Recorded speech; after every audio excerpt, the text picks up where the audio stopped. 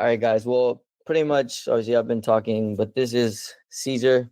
Um, I've known him for a while now. Coached him at Cal Poly Pomona. Amazing guy, amazing player. We're very lucky to have him here. Join and obviously get you guys information. And then I'll let him kind of introduce himself just a little bit right now. All right. So like he said, my name is Cesar Ruvalcaba. I went to a D2 school where I met Coach Carlos, called CPP, Cal Poly Pomona. Transferred out to a D2, and now I'm here. I'm sorry, to a D1 called SMU, and now I'm here with Columbus Crew 2. So, yeah, I don't know if you want me to dive in any more, but Yeah. So tell us about yourself, your path in football, and how you ended up at Columbus. So from the very beginning. let's go all the way from the start. Um, so I started playing when I was around 4 years old. I started off at AYSO, ASO, however you guys refer to it. Um, Honestly, didn't start playing club until I was around 12 years old. And that's when I got invited to play for small club, Downey FC. And from there, I stayed with Downey FC from, let's say, 12 years old to about 17 years old. Had plenty of ups and downs in that road. Felt like through my young years or my first couple of years through club, it was very high. Started dealing with growing pains and everything, and man, took a big dip. Honestly, felt like quitting when I was in the 8th grade. I wanted to just give it all up. Stayed consistent with it once I got through high school. Still playing Downey FC. I used high school soccer as an outlet to kind of give myself a better chance to get out to college and all those things. Thankfully, had a really good high school soccer career, to the point where I won things like athlete of the year and things like that. And I'm telling you guys, nobody would have expected that heading into it. Excuse me. But stayed with Downey FC until about my last 3 months of high school, because I was only getting interest from, either close connections, which they weren't like real connections, to Cal State Fullerton and Cal State Northridge. Um, so I decided I got to go to Strikers, a bigger club, to kind of help me get an outlet to those college teams. And that's when Cal Poly Pomona saw me. Um, Thankfully, Adam Reeves, which was the coach before Matt, he saw me while he was there watching my teammate. So I took advantage of the opportunity, right, of somebody else coming to watch another player, but he ended up liking me and he took both of us at that point. Um, he ended up leaving before I could even get there, which was tough. So I get to Cal Poly, red shirt my first year. It's a brand new coach. He knows nothing about me. I'm the only freshman on the roster. And, he says, no, I have older guys. I'm going to go with them. Fight through those years. COVID happens after that first year. Really tough, but use it to my advantage. Then we get to, 2021. I play the 2021 season. That's where I put Coach Carlos on the ground on a clip, maybe he'll show you guys. No, but that was my first real season of playing college soccer. And then I went back-to-back All-American seasons at CPP and used my grad year at SMU. And, a lot of people were telling me I was kind of crazy for trying to go to the D1 and give myself a second chance at the draft. A lot of people turned me down from the pro game coming out of D2, but bet on myself, had a great season at SMU. If you were in here while I was just telling them, I got injured twice in the season, which was crazy, but ended up getting drafted by Columbus Crew in the second round with the 51st pick. And I officially signed about a month ago to Columbus Crew 2 and, getting my opportunities with the first team. So here we are. It's been a very up and down, but super grateful for it. Amazing. So we'll go into obviously the little details from here. So redshirting in college, all right? So a lot of our students kind of wonder what that's like, or, many athletes that go through that.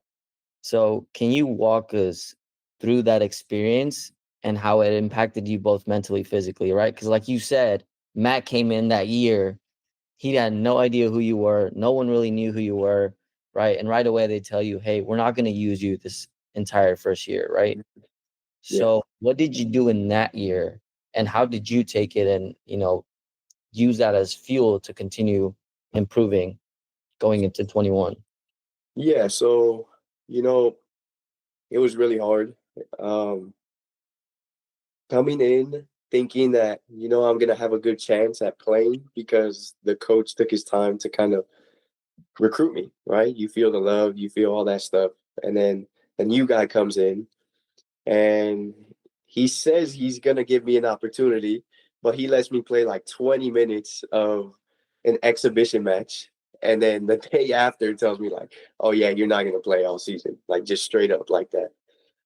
It's extremely difficult, but my mentality that year was to just kind of hone in on my strengths and my weaknesses. And for me, I came to the realization that physically, I just wasn't there yet.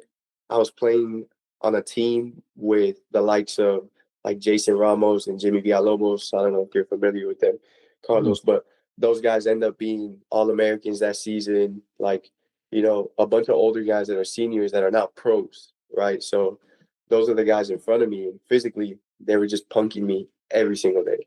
So I knew that was a weakness in my game. And I knew there was a speed of play element as well. So as difficult as it was, I just tried to put my best foot forward any chance that I kind of got.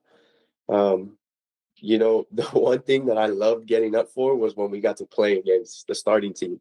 I love that because it was like, yeah, I should be there, and just trying to keep myself present in that moment and understand that I easily could have ended up anywhere else, right? Like I could have ended up not going anywhere, if we're being honest, right? Maybe not even JUCO or whatever. So just trying to stay grateful, stay positive in that moment. And I'll be honest with you guys, like there was plenty of moments where I told myself, like, this isn't for me. Like I don't want to do this anymore. But, the thing that kept me going was I had a goal and I knew I had to fulfill it. So in order to fulfill that goal, I had to back it up with my actions, right? I'm doing extra training every day. I'm going back. I'm driving from Pomona to Downey, right? I'm going straight after class at 5:45 to go and train at Downey High School with my high school coach at 7:30 p.m. till 9. And I'm doing that every night, every single night. And that's something that I don't tell a lot of people, but it's those actions that help get you ready for what's to come and to prepare you for when it is your chance, when it is your opportunity. So, just using that year to kind of, like I said, hone in on your strengths and your weaknesses and figure out how you can really be a better player and how you can improve. Yeah. No, I love it. Yeah. That's when obviously 2021 is when me and Caesar first met Yeah. on the field.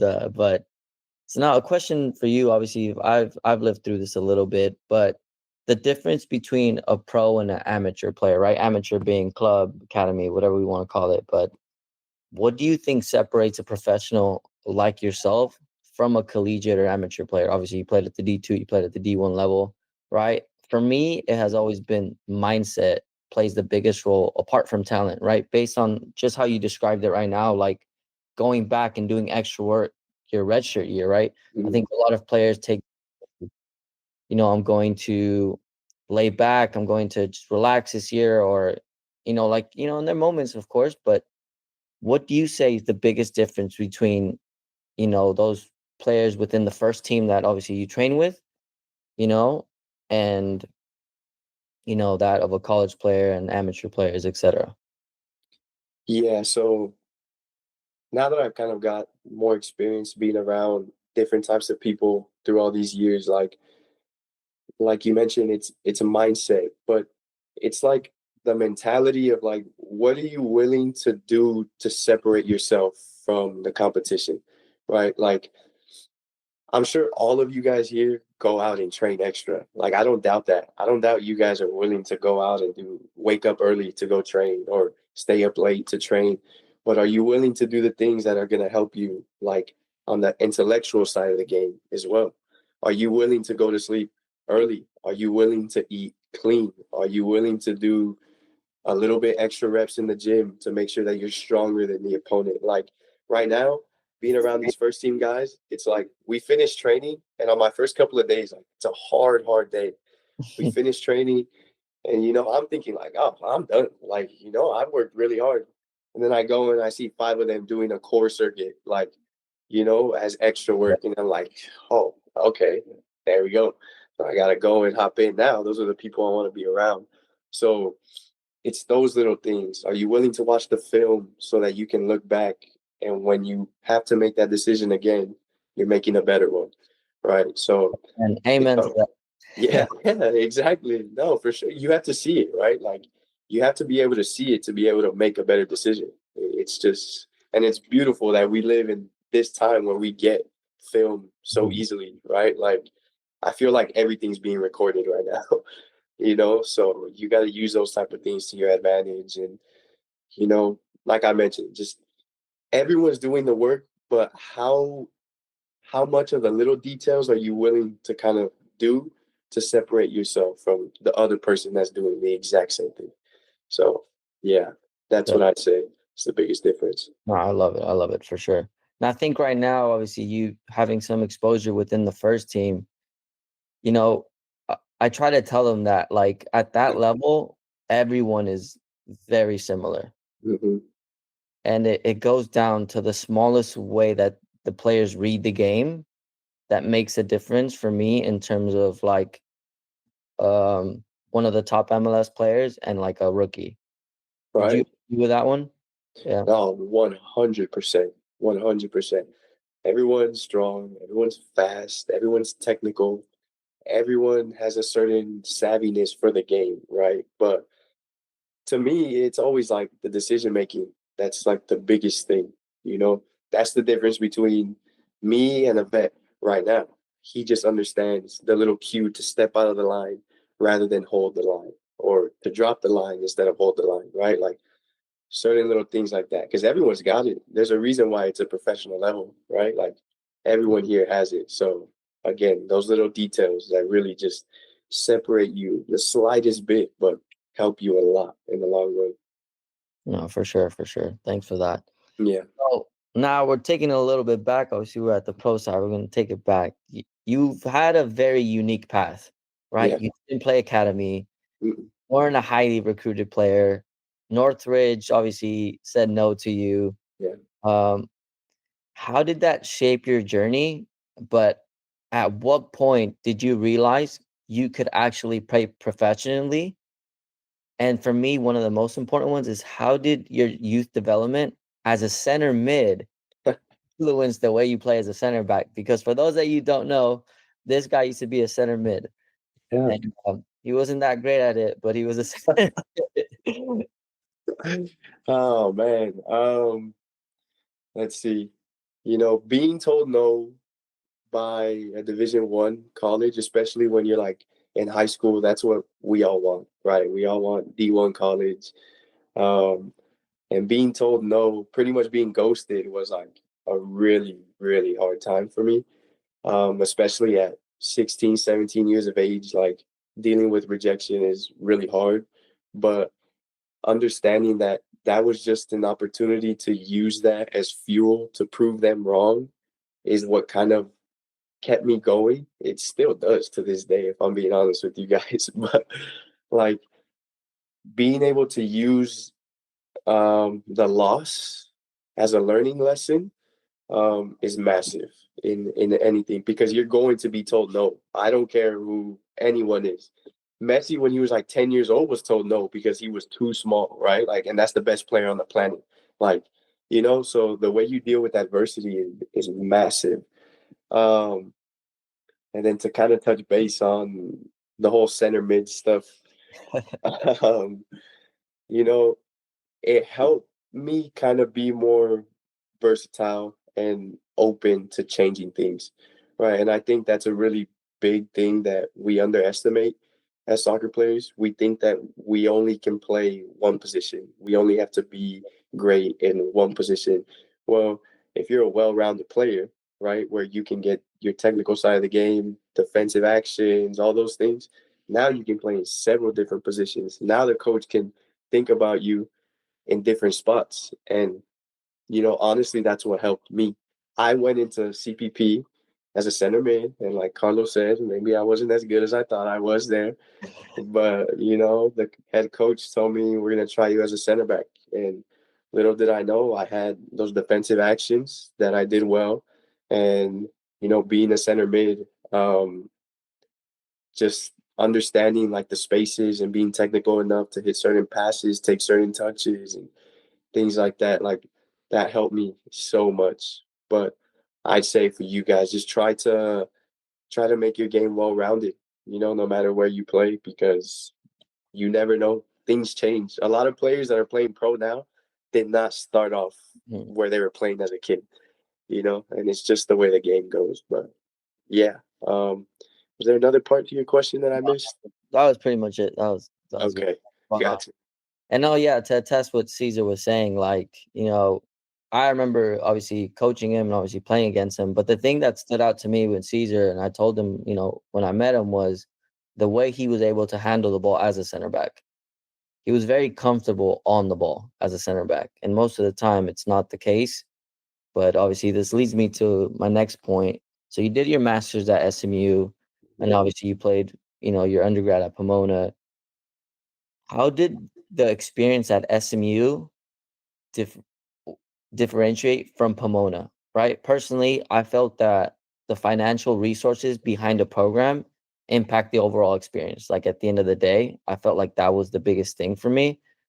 But what were the key differences in preparation for the pro level between the two schools for you? Yeah. So I'll address that financial thing first. It definitely plays a role, 100%. Right. You just have more resources, and mainly for like your recovery and the way you eat, the way you do certain things. Right. But I would say the environment, like the group environment, is kind of the biggest difference for me, because I found myself at Pomona kind of being the only one that really wanted to be what I am today. I was the only one really putting in the extra work, the only one really doing extra recovery, the only one really trying to eat right, like things like that, right? And to a sense, it brings a certain kind of like satisfaction, right? Because like, yeah, I'm doing everything right now. But you need to kind of course, if you can, but you need to try to put yourself in rooms with people that are like-minded, right? And when I got to SMU, everybody was doing extra training. Everybody wanted to get to the pro level. Everyone wanted to eat right, sleep right. Of course, like there's certain guys that have a poorer diet than others. Like we're still in college, but still it's the mentality again that we're gonna speak on, like that we spoke on earlier. The mentality to want better for yourself, to achieve a certain level is the biggest difference, 100%. Because I think Coach Matt from CPP is a great coach. Is he a little mean? Yeah, he's a little mean, but but I think he's a great coach, and trying to get the best out of players. Because my coach at SMU, he told me nothing, zero, like zero. So That I'm gonna interrupt you there. So that leads me to this. Based on what you're playing now, yeah. right? Which coaching and being in games and being asked to implement certain styles, certain tactics, which one do you feel like impacted you more in terms of where you're at now, right? I know they both helped, Mhm. but like which one do you feel like looking back at them like, damn, if I didn't go here, then there's no way I'd be here. I could say that about both, but if I'm being 100% honest, Coach Matt from CPP has helped me grow into the person that I am today. Like, they both play a role, but I spent Or 4 to 5 years with Coach Matt, and it's funny because a lot of the defensive principles and like, the drifting and the bumping and doing all that stuff, they reiterate that here, like course, a little more detailed, but it's the same. It's those same things that I learned at Cal Poly Pomona that has helped me advance myself through my career. But Huddy always just gave me the freedom to kind of just be me. So, he gave me the platform that I needed. But in terms of development, yeah, most definitely, yeah. Coach Matt, he got me to where I needed to get to, and I was just able to stack on top of that with my work rate and my mentality. So, yeah. Nice. So in terms of like D2, D1, right? Comparison, obviously we've understood the player's mentality is very different, right? Not all the time, right? Obviously I can attest to Cal State LA. A lot of us, wanted that national championship mentality. Yeah. Um, you've got SMU, right? Players that want to be pros. But how much difference in the level do you think there is? Personally, for me speaking, I'm gonna say it's not like a massive Mhm. in the level, but what I would say is maybe in the D2 you play 6 really tough games, and at the D1 you play 12 to X amount depending on your schedule and strength of season. And to me, that's spot on. Like, there's, like you mentioned, every year in the playoffs for D2, you know who's going to be in it, right? Like, it's always LA, it's always CPP, it's always Pueblo. Like, it's always those guys, who you're going to see, you know who the hard games are going to be. But, and I'm glad that we're kind of talking about this because I know a lot of players get scared to go to a D2, right? Like, to develop themselves and get to a different place. But yeah, it's 100% that. You're just not going to get as many big games as you would like to, right? In D1, I thankfully had the great opportunity to play in the ACC. So every game was really, really hard, as you can imagine. But, it's about how do you use those opportunities, even within the D2? Like, how do you make the most out of those big games? And even in those other games where things get a little like separated, those high scoring games. Like, how do you still implement a certain mentality to do certain actions, to still take it as like a big game, no matter what the score line is? So, yeah, I don't see that much difference in quality, but that's just how it goes. Yeah. Yeah. Uh, got a couple more, but next one was beyond the usual advice, obviously, from everyone that says, work hard, never give up. What specific guidance would you give to a young player who dreams of, turning pro? And obviously, what does pro mean? We've obviously discussed this, obviously, a little bit, but obviously, to a place where you're at, where you're constantly with, training with the first team, getting looks, and having a professional career. Yeah, so I think it's really big to focus on like why you do this in the first place. Mm, I think a lot of us get lost in the idea that I don't know, we're gonna end up being next Cristiano Ronaldo. Like, this is the only thing I can live and breathe and see everything. Like, I think it's really important that you continue to be present and you continue to put your best foot forward each and every single day because every day does matter, right? And on some days, you can't give 100. Your body's just tired. It's the reality of it, right? But if all you have is 70%, you give 70%, right? That's giving everything you had on that certain day. Um, obviously, like you said, work rate, non-negotiable, right? Mentality, you have to have it. It's just those type of things. But again, like, really tap in to why you do this in the first place so that you enjoy what you do. When amen. you're enjoying what you do, it's so much better. It's so much easier in a sense, right? And I'll tell you guys right now, being a pro is not as glamorous as you guys might think it is. Thank you. It's not. It's not the flashy cars. It's not this and that. Like, guys, you have to go through a lot. You're putting your body through a lot. And it's not just physically, it's mentally. You have to deal with the rejection at the highest level. You get the nod like, oh, yeah, you're going to come play with us. But you're not going to play. Like, I got to deal with rejection again. Mhm. So, and I'm not saying this to try to scare you guys, but just to kind of like help you guys understand that things are always going to go up and down, and you just got to be ready to face any adversity that comes your way. And it's possible. I'll tell you because I'm doing it. It's possible. Like you just got to put your mind to it, stay strong, and yeah, man, that's kind of the biggest thing for me. Nice. So I know I'm gonna ask this other question. I know it wasn't on the list right now because I know the parents and the players are gonna want to know. But what was your schedule like at Pomona? Like on a, let's say, on a daily? Because obviously like we talked about, the resources behind the school are different.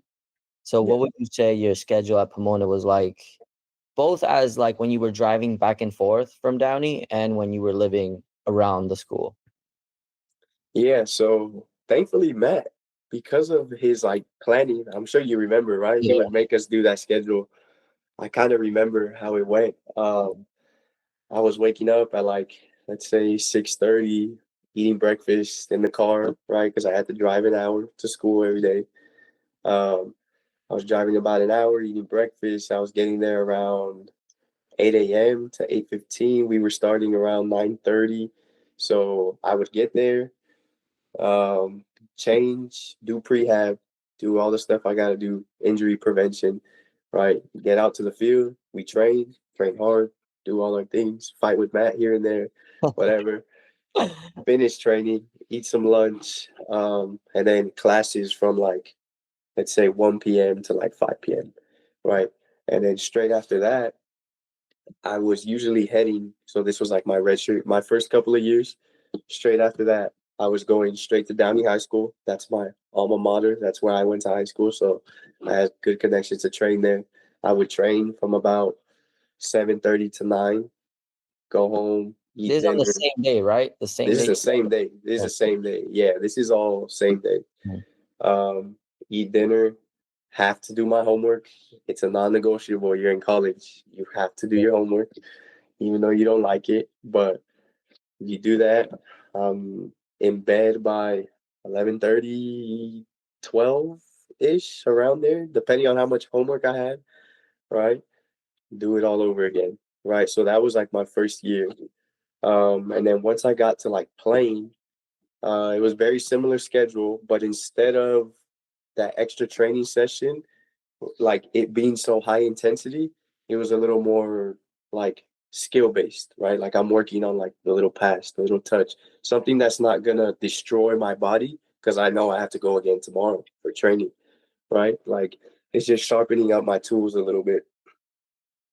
And as I continue to kind of sharpen up and do those things, um, in my last year in specific, I spent a lot of time doing rehab, making sure that I'm primed for the games, right? Because at that point, I kind of knew what I needed. I was still getting extra work in, but I was doing it, let's see, I didn't have a class on like Wednesdays. So Wednesday, I would dedicate that like straight, just anything I wanted to work on, long balls, touches, first time passes, whatever it was. And I used to spend a lot of time out there on the field in between. And I remember Matt telling me, like, you should bring other people. And I'm like, they don't want to come. I remember that. Yeah. So, yeah, that's kind of how that looked. But, it's always kind of centering your schedule around what you have to do. Because at the end of the day, we all know what we have to do, right? Whether we like it or not, we all have an idea of what we should be doing to achieve these goals. Um, but also understanding that, like, and I know it's a little contradictory from time to time, but you can't always be 100% like flying fast, right? Like, you can't go 5 days in a row where your body's just dead for the weekend. You just can't. So it's about tailoring it. You can still give all you have with mentality, with things like that, right? But finding a good way to tailor your week so that you're primed for the most important moments. Nice. So yeah, that's kind of how my schedule went for the most part. Definitely sounds like you time manage, and you made your schedule based around your purpose. 100%.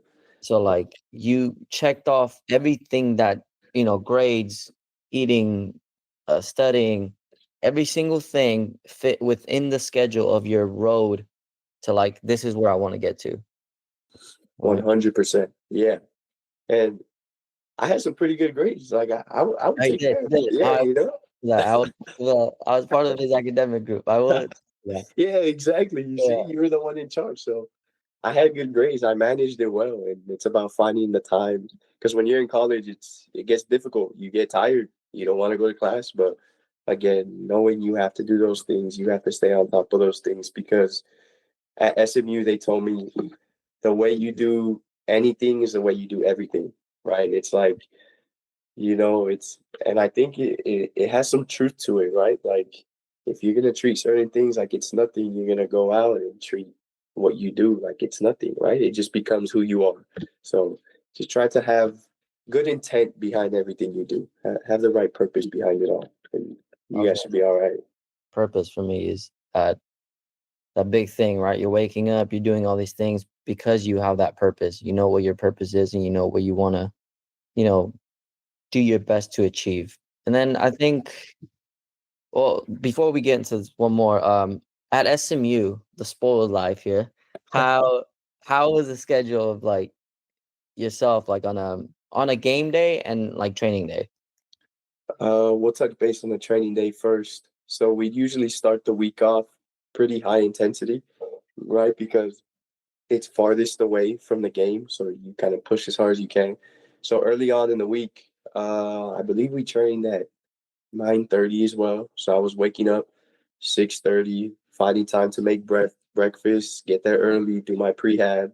That's something I've always done because I try to avoid injury as much as I can.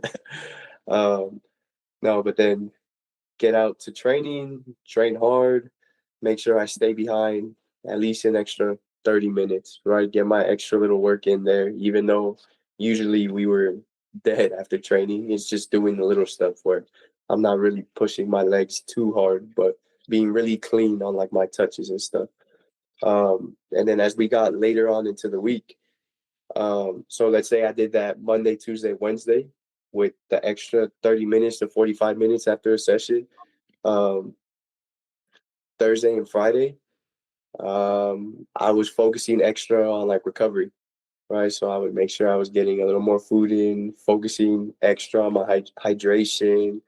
I love the recovery boots, ice baths, using using all that stuff is massive. If you guys have access to it, use it because it helps. Yeah, make sure I stay on top of that so that when Saturday comes around, I'm primed. And on a game day, let's say we had a 7 p.m. kickoff. I was waking up around, let's say, 9. We had activation at 11. Um, when I woke up at 9, I would eat breakfast, right? Before activation. After activation, I was eating lunch around 12:30. We had a pregame meal at 4, making sure I'm eating things like salmon, rice, pasta, everything that's gonna fuel my body, right? Electrolytes, things like that. And then about an hour before the game, I drink my mate, have a banana, and we go out there and just perform.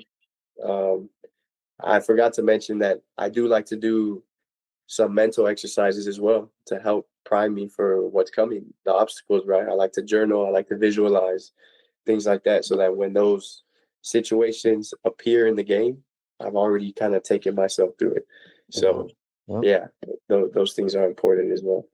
So last one, obviously, before my final question, is, but what it sounds like you build habits, right? You build these habits of getting a routine for your day, for the game, for practice, and obviously you continue to maneuver within that schedule, depending on situations. And I think a lot of the questions sometimes players face is, they're going through their journey. A lot of players get told no all the time. It's part of the process. You had your purpose of like, I want to be a pro, Mhm. right?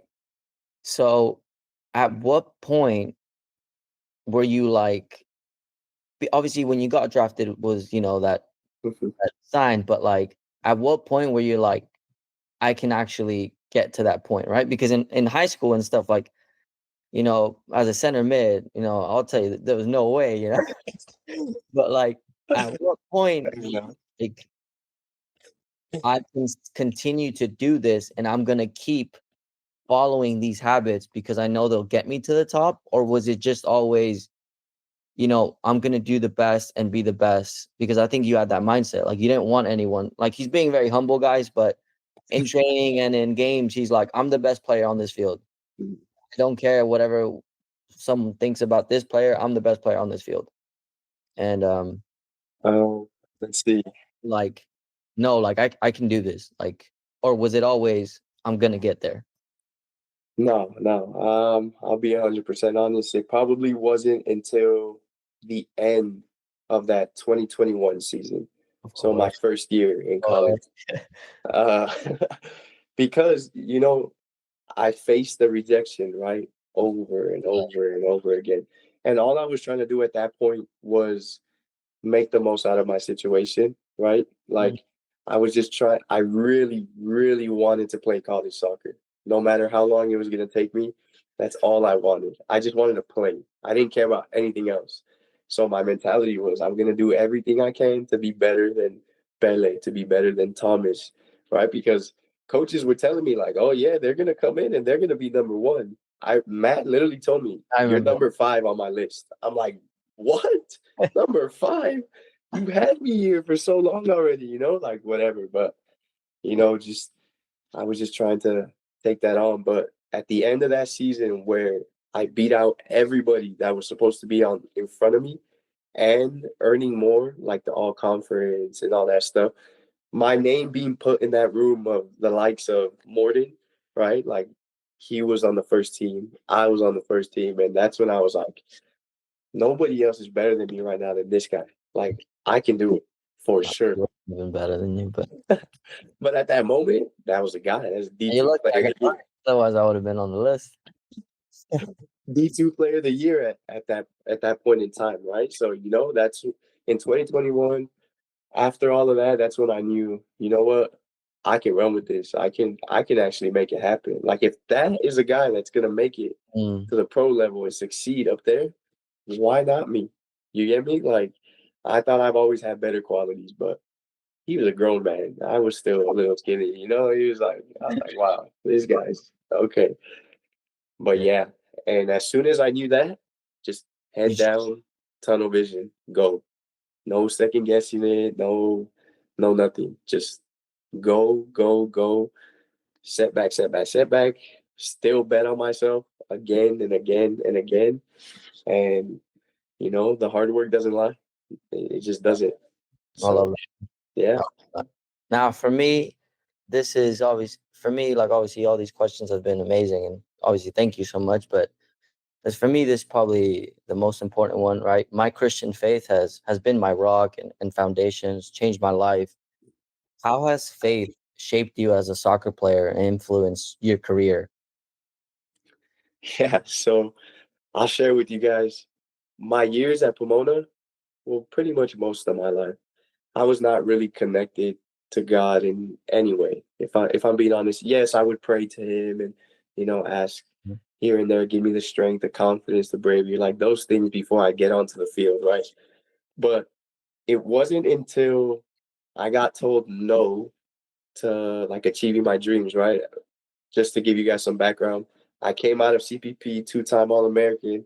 I'm thinking I'm a big shot. I'm gonna get drafted. I'm gonna get signed somewhere, and everybody tells me no. Yeah. Literally everybody. Nobody took a chance, and I went through like a very difficult time right there, and that's when I dove in and thought maybe I gotta try to do this with God this time, right? And ever since I made that decision, I have not looked back. Like, I try to read my Bible every single night.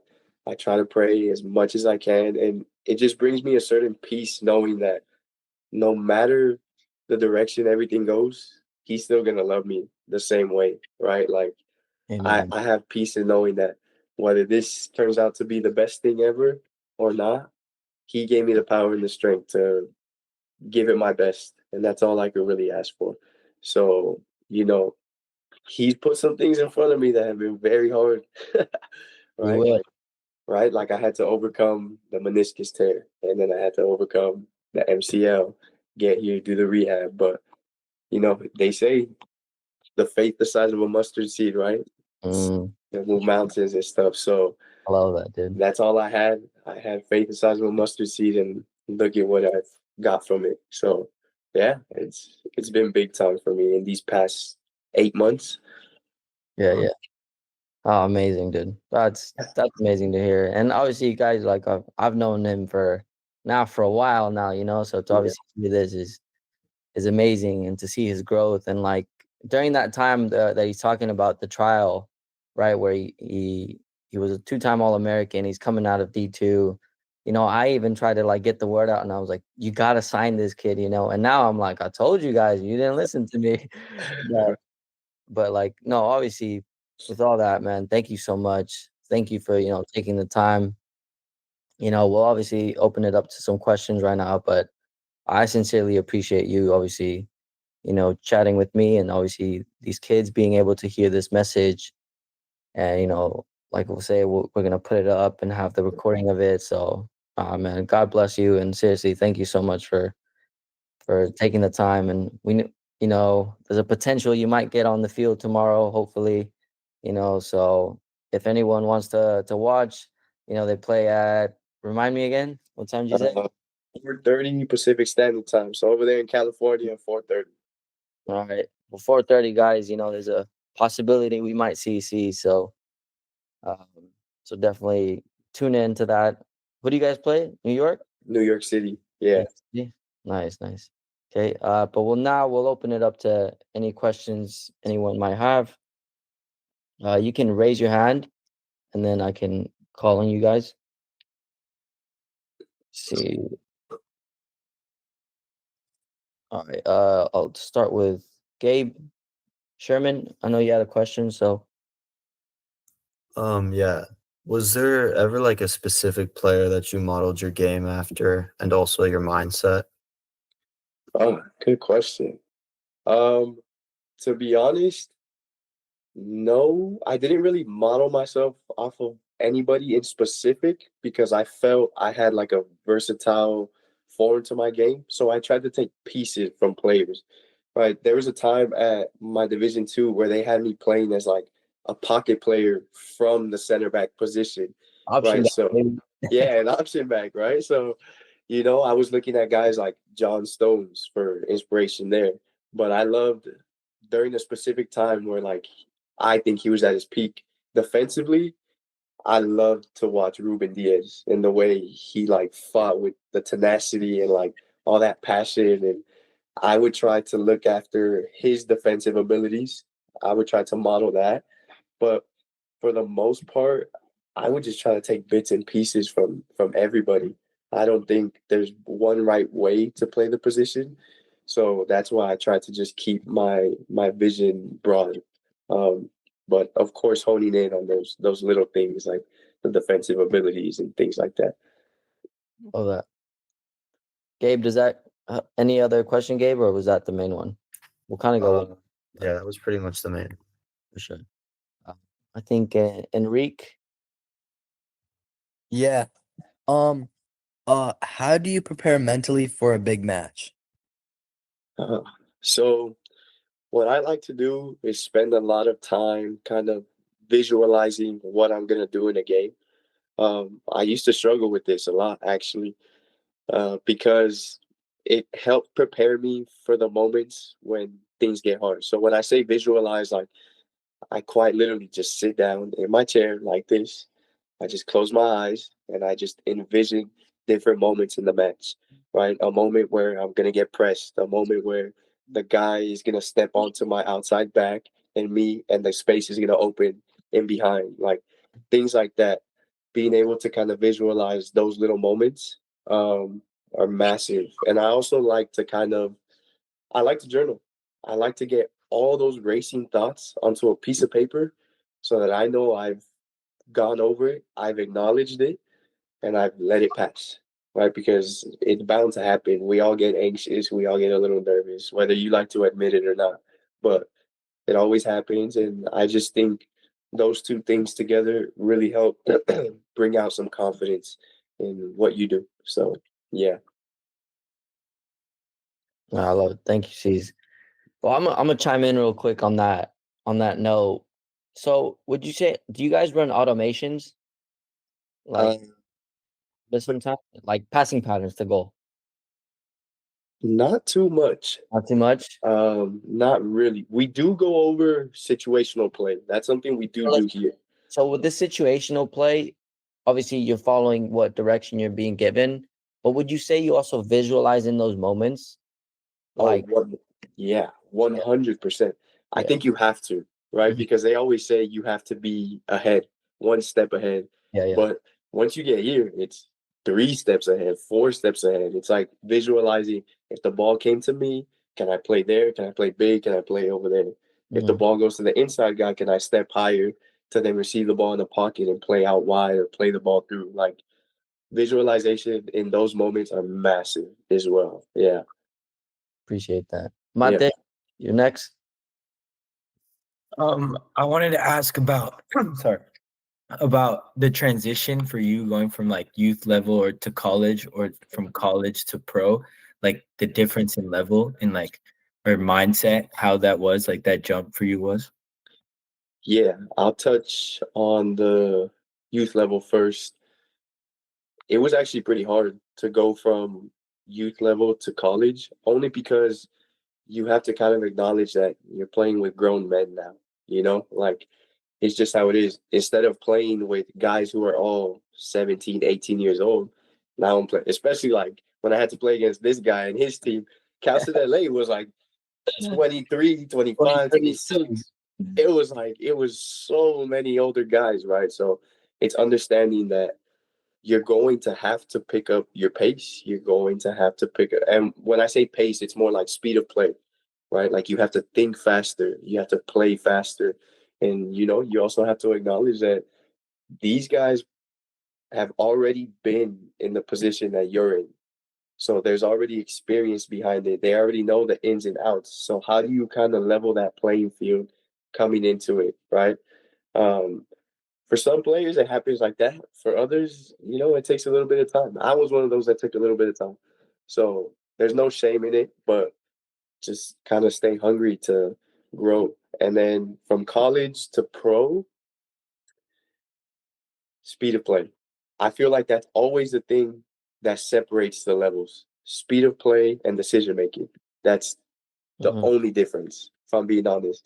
Everyone's just as fast in the ACC, everybody. But the way these guys think and their ability to hit a certain ball, right? Like just the way how they're thinking it's insane. Right. There's moments now where I think, oh, I'm cutting off this angle. There's no way he gets it through. Slip. Okay. I gotta move an extra 2 yards, right? So just learning from those little moments. And that's the biggest thing. Make sure that you continue to learn from the moments that you might feel like a defeat, but keep learning, keep growing, keep applying, and everything. The transition shouldn't be too hard. Hi.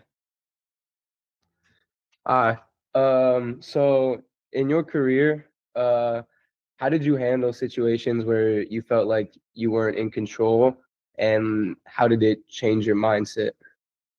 Oh, I like this question. That's a good one.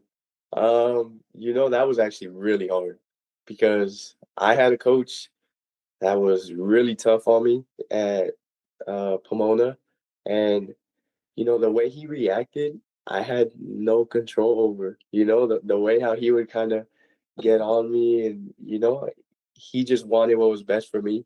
But I think it was me coming to peace with understanding that I knew that I was doing everything that I could in that moment, but also knowing that there's still more to learn from these moments.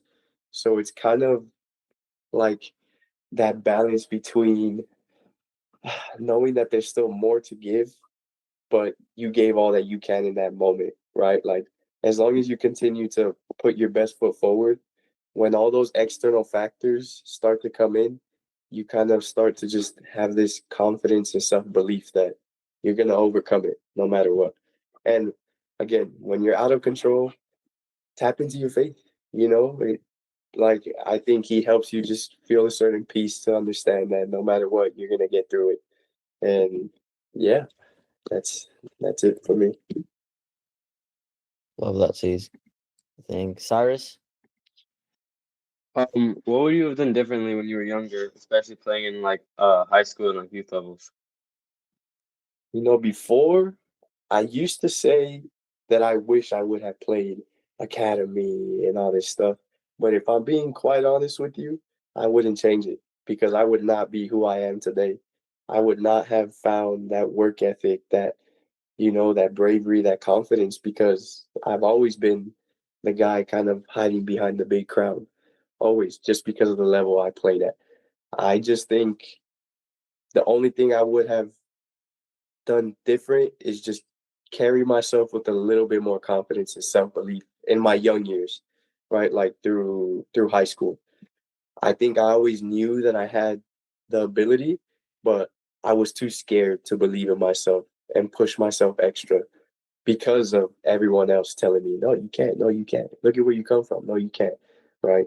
So don't be afraid. Be confident, be brave, and take on every challenge head on. And, you know, that's the thing I wish I would have done different. Love that, man. Cody. So I've just like once you get drafted, you're not like guaranteed a contract, right? So how does that process look from getting drafted to obviously signing? Yeah, so I'll just go over it like basic for everybody. When you get drafted, it's practically like an invite, right? They tell you, hey, we like you, but we don't know if we like you that much. That's pretty much how it goes. So they bring you in, they want to see if you're on first team level or second team level, or any level at all to be able to play at the club.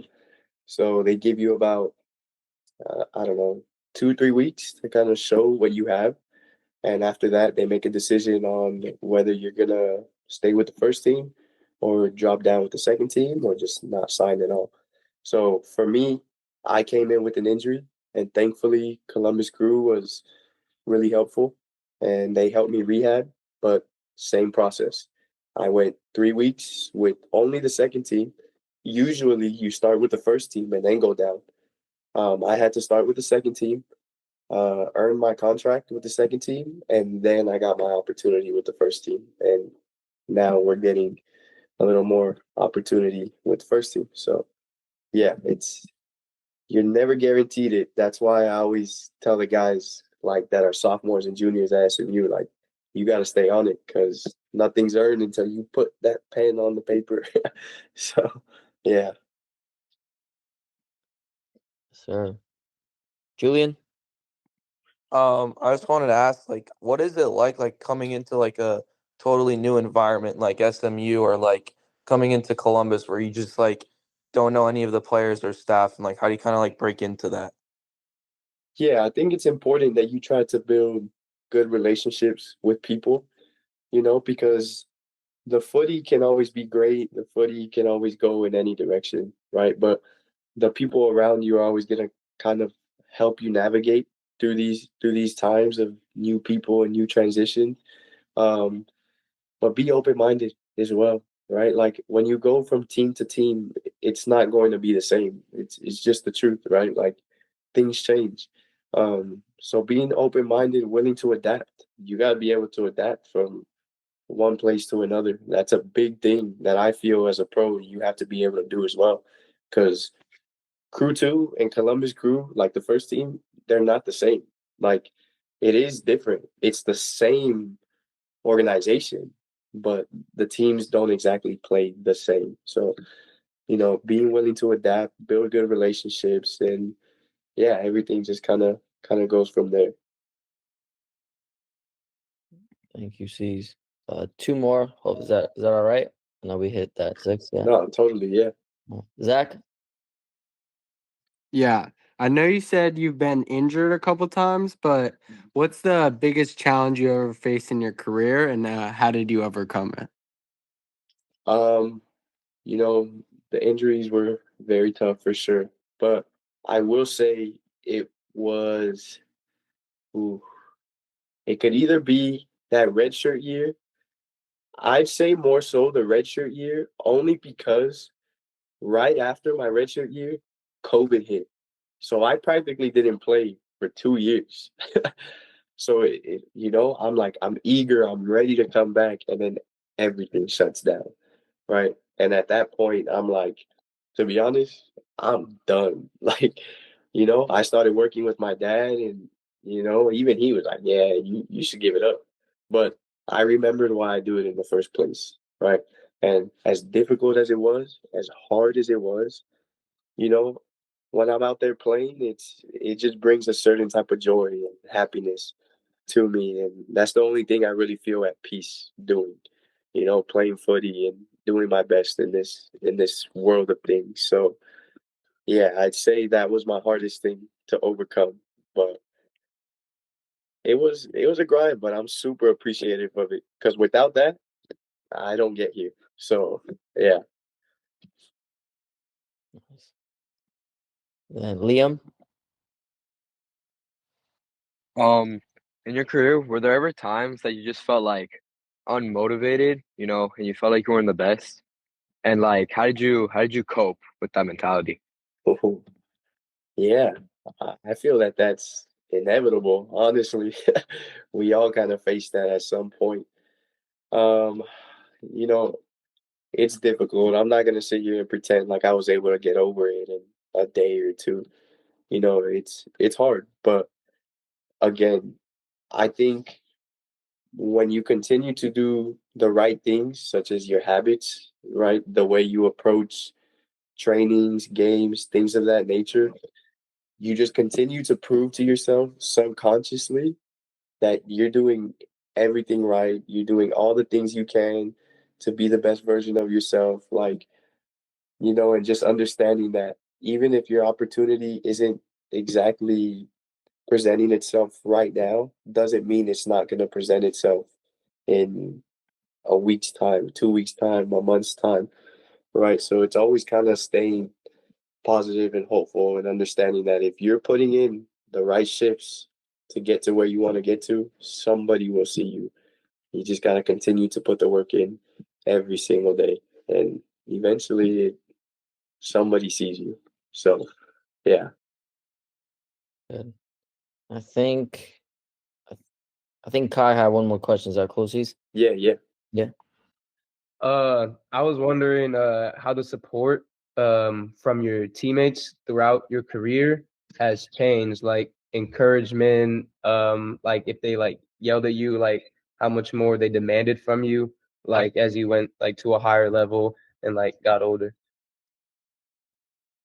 Um, hmm. It's funny because I feel like when I started my college career, I didn't really get yelled at too much because I was kind of pushed to the side. And then as soon as I had to start playing, my coach made me that person to have to like scream at people and do that stuff. And I've kind of gone through there. But of course, you face those moments where there's going to be like arguments in between, right? And it's like you have to understand where the other player is coming from as well. You're not always right. And that's like a tough thing to accept because in our minds, we always think like, yeah, what I saw is correct, which is not true, right? I mean, it could be true, but it's not always true, is what I'm trying to say. And that's why I say, even if you get to play in a different position in like an exhibition match with, I don't know, with your friends or something, it just exposes you to a different mentality. Right? Like I thankfully was able to play um, like a 10 in my summer league team when I was playing center back. And I used to always fight with Moser. He was a 10 at CPP. And we used to always complain, like, you're not open. Well, I'm standing in this pocket like that. And then, oh, I understand now, right? Going back and watching film, that pass was there. So just staying open minded, try to understand where they're coming from. But, you guys can resolve the issue together. And yeah, do not take it personal. That's a big thing. Do not take it personal because it's not. So, yeah. Good. Anyone else? You good? I think that should be it, C's. But again, just thank you so much, dude. I know you got to rest, obviously, for tomorrow and everything. But seriously, God bless, man. Thank you so much for taking the time. It means a lot. I enjoyed it. I hope you enjoyed it as well. Oh, of course. Yeah. You Any know, way I can help, man. shit. Like I told you, I'm just like these guys. I came from the same places, like Yeah. So yeah, I'm really thankful that you had me on today. No, yeah, I love it. Definitely stay in touch. We'll keep in touch and we'll go from there. But all right, guys, thank you so much for logging on. Like I said, this will be online for hopefully other people to be inspired from and learn from Cesar. And obviously we continue our mission of trying to create, better players on and off the field. So again, thank you, C's. Everybody have a good night. Well, you, Cesar, obviously get some sleep now. Yeah. Hey, good talking to you guys. All right, Carlos. I'll talk to you soon, man. All right, guys. Have a good one. Thank you. Thank you. Thank you, guys. Thanks. All right, Carlitos. Yeah, Catch you. all right, man. Take care.